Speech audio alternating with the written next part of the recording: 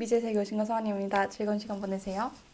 지금은 제가 독일 바이에른주의 레겐스부르크라는 소도시에 와 있고요. 배경은 호텔방 배경입니다.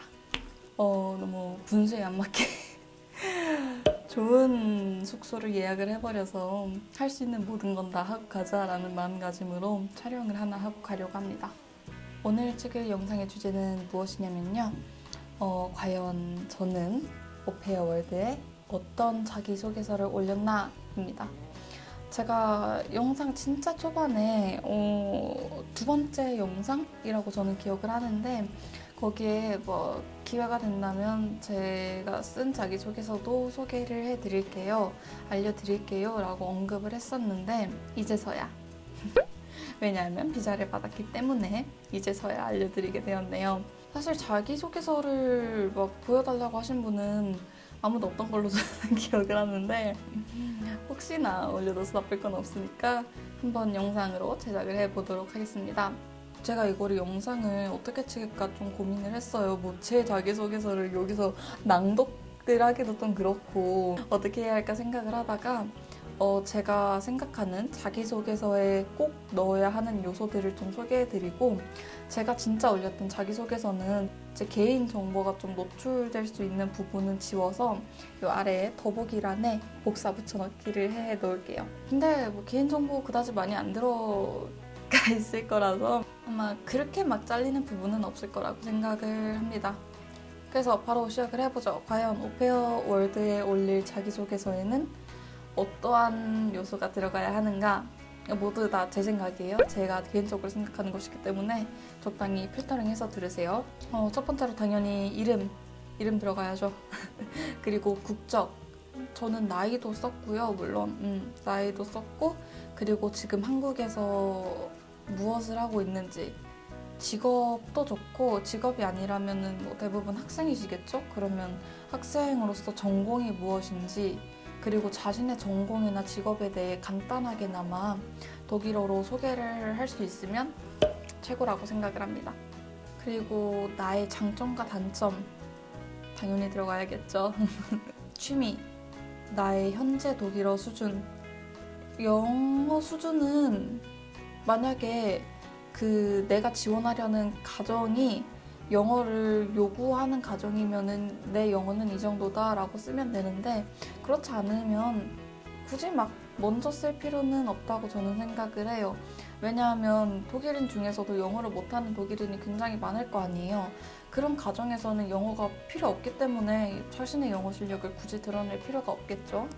독일어 수준을 쓸 때는 저 같은 경우는 유럽의 언어를 공부하시는 분들이라면 조금 아실 것 같은 아인스, 아츠바이, 베아인스, 베츠바이 막 이거 아시죠? 이거 아시죠? 네, 저는 그 기준을 사용을 해서 말을 했고요. 영어를 말씀을 하실 때는 무슨 시험의 점수를 말한다기보다는 내 영어가 좋다, 나쁘다 아니면 일상생활이 가능하다, 유창하게 한다 뭐 이렇게 좀 두루뭉술하게 적어도 저는 문제가 되지 않다고 생각을 하고 있습니다. 그리고 아이를 돌본 경험 당연히 어필을 해야겠죠. 오페어는 아이를 돌보는 게 주된 임무니까요. 그리고 저는 또 하나 언급을 많이 했던 게 가족관계예요. 가족관계를 약간 자세하게 말을 함으로써 나의 약간 신분이 보장되는 느낌이 들어서 근데 이 가족 소개는 아마 제가 더보기란에 자기소개서 쓸 때는 좀 잘라서 들어갈 거예요. 왜냐면 제 정보가 아니고 가족의 정보이기 때문에 함부로 막 말하기가 좀 그래가지고 그 점은 이해해주세요. 제 시선이 자꾸 여기 향하는 이유는 노트북에 제가 적어놨기 때문이에요. 좀 보면서 말할게요. 그래서 저 같은 경우는 이러한 요소들을 어떻게 좀 뭉텅이로 묶었냐면 제가 사는 곳 국적을 먼저 소개하고 한국에서 이러이러한 전공을 공부하고 있다.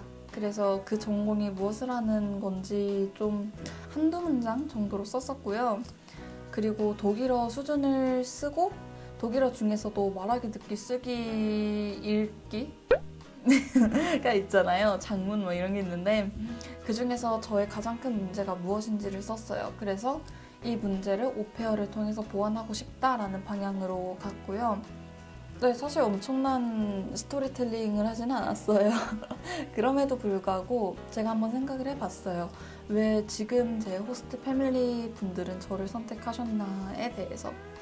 언제 잘릴지 모르겠는데, 왜냐면 제가 실수를 굉장히 많이 저지르고 있기 때문에, 이 영상이 올라가고 바로 다음에 잘렸다고 말을 할 수도 있는데, 뭐 일단 됐으니까 제가 포지티브 리플라이를 받은 이유를 좀 생각을 해봤는데, 첫 번째로는 저는 성격이 굉장히 둔한 편이거든요. 둔하고 외로움 자체를 굉장히 안 타요. 저는 혼자 있는 걸 좋아하고 집에 처박혀 있는 거 되게 좋아하고, 조용한 성격이고 막 그래가지고 외로움을 안 타서 향수병이 없다, 적응을 잘할 수 있다 라는 거를 어필을 좀 많이 했고요.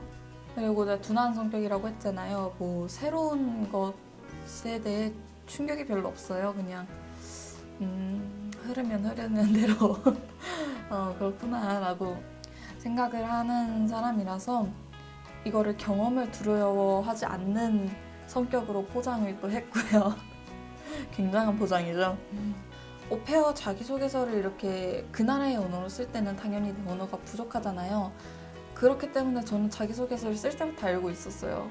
문법이 완벽하지 않고 나의 어휘가 완벽하지 않다는 걸. 그럼에도 불구하고 저는 그거를 뭐 첨삭을 받거나 그러지는 않았어요. 왜냐하면 어차피 이분들은 제 독일어가 완벽하지 않다는 거를 모두가 알고 있기 때문에 제 독일어는 완벽합니다를 보여줄 필요가 없다고 생각을 했어요. 다만 보여드려야 하는 거는 내가 독일어에 이만큼 흥미를 갖고 있습니다. 내가 독일어를 이만큼 성장시키고 싶은 의욕을 가지고 있습니다. 라는 어떤 마음가짐이라고 생각을 했기 때문에 저는 제 독일어가 완벽하지 않다는 것을 숨기지 않았고요. 다만 노력을 하겠다는 걸 많이 어필을 했습니다. 그리고 저는 제가 아이들에게 굉장히 큰 영향을 끼칠 수 있다는 걸 알고 있다는 거를 또 언급을 했습니다.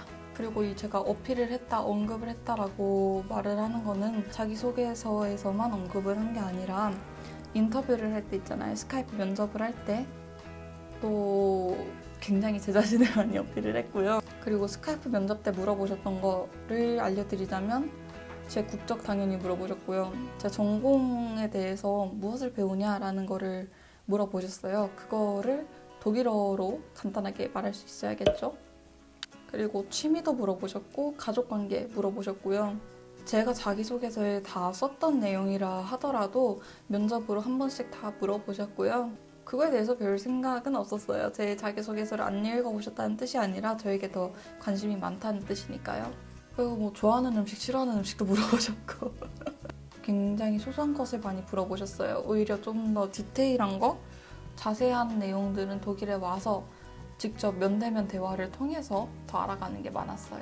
어쨌든 이렇게 자기소개서를 다 올렸다 칩시다, 오페어월드에.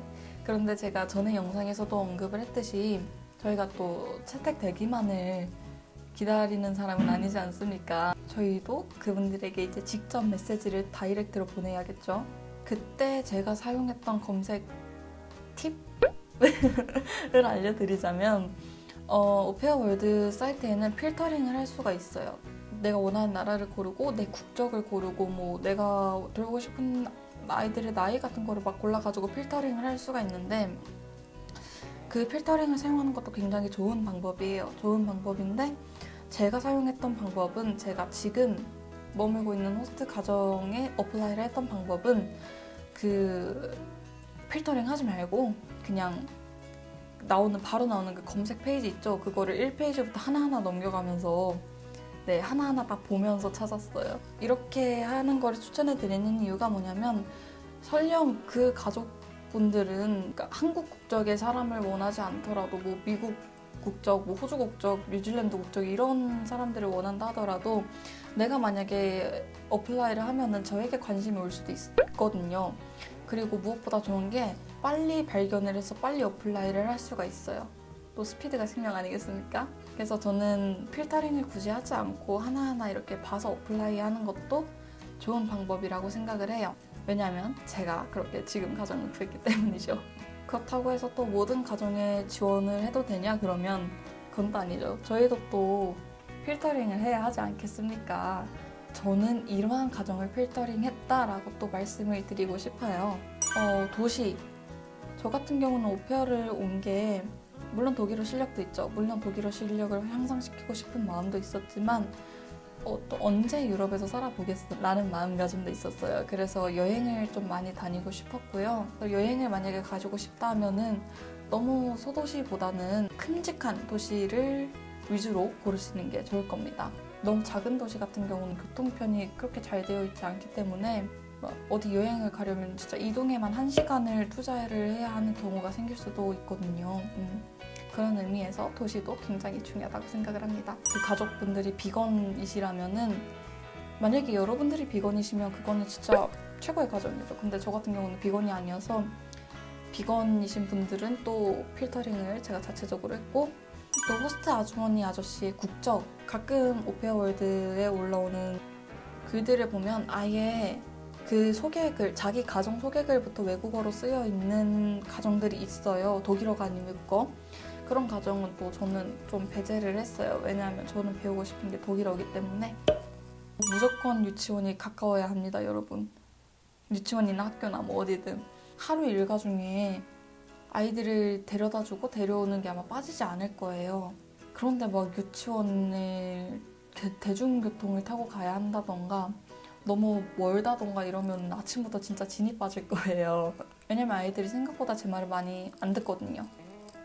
그래서 그런 말 안 듣는 아이들을 데리고 15분, 20분 거리에 있는 데를 간다는 거는 정말 힘든 일이죠. 아침부터 굉장히 에너지 소모가 많이 되고 기분이 다운될 수도 있으니까 이왕이면은 걸어서 갈 수 있는 곳에 학교가 아니면 유치원이 있는 집을 선택하는 게 좋을 겁니다.